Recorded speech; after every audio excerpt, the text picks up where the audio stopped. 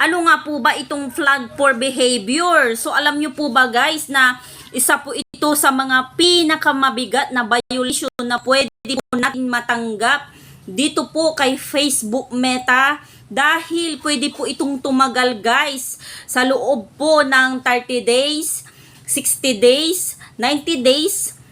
Pwede pong matanggal ang ating mga monetization tools at worse pa po ay ma-demonetize. So totally hindi na po tayo pwedeng kumita kapag na-demonetize na po tayo talaga. So sayang lang po guys yung ating mga effort, yung oras natin, yung ating paghihirap para gumawa ng mga content. Masasayang lang po yan lahat guys kapag na-demonetize na po talaga tayo dahil hindi na po talaga tayo kikita. So, ano nga ba yung mga rason sa pagkakaroon ng mga flag for behavior? So, ito pong mga sasabihin ko sa inyo guys ay disclaimer lamang po, no? Ito po ay based po sa aking research at mga observation po. So, unang dahilan po guys ay ang pag-click po natin ng sarili nating ads. Bawal po yan guys.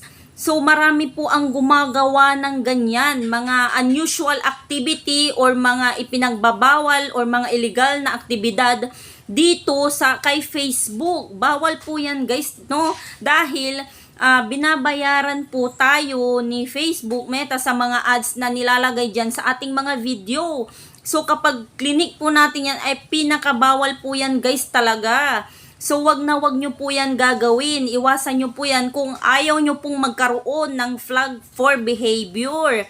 So na-detect po kasi yan guys ni Meta na kapag ginagawa po natin yan. Marami po ang gumagawa ng ganyan guys para tumaas po ang kanilang mga revenue. Click po nila yung kanilang mga ads. So pangalawa po, nagawain na pinagbabawal, no? Iwasan po natin guys yung pag-post natin sa ating mga account na mga nakakalabag sa community guidelines ni Meta, mga salita or mag-ingat din po tayo sa mga pinupost natin, yung mga words dyan na nilalagay natin na bawal po talaga yung mga pinagbabawal niya. So iwasan po natin yan guys, no?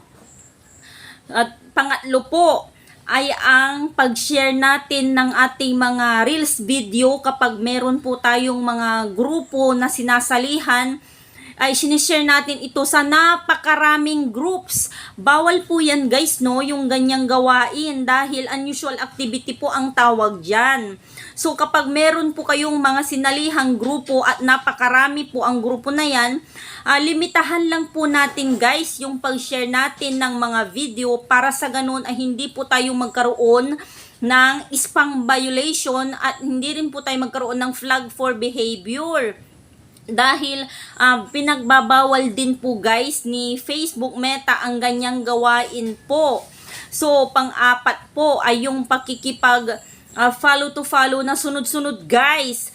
Pwede po kayong ma-restrict ang inyong mga account at kapag palagi nyo po yan ginagawa guys ay pwede po kayong magkaroon ng violation at worse pa po ay magkaroon kayo ng flag for behavior at ma-demonetize. So dapat po guys ay meron pong limit yung pakikipag follow to follow po. So kasi po guys ganito po yan, kapag gumawa tayo ng mga engaging video, yung mga views natin or mga followers natin ay sunod-sunod na po yan guys natataas kapag maganda po yung mga ginagawa natin na video. So maigi na lang po guys na sumunod po tayo sa lahat ng mga patakaran ni Meta para hindi po tayo magkaroon ng flag for behavior dahil napakabigat po talaga nito guys. Hindi natin alam kung kailan po tayo magkakaroon ng monetization tools or kung kailan po babalik ang ating mga monetization tools. So pinaka-worst na po kung yan po ay ma-demonetize tayo dahil hindi na talaga tayo kikita. Sayang lang po guys yung pagod, ang hirap natin. So sana guys, no, ito po ay para po sa awareness ng lahat. So sana po kung may napulot po kayong aral or nakuha nyo yung mga impormasyon na sinabi ko sa inyo, ay pakishare nyo na po itong video na ito guys para mas marami pa pong makaalam. Maraming salamat po. God bless po sa inyo.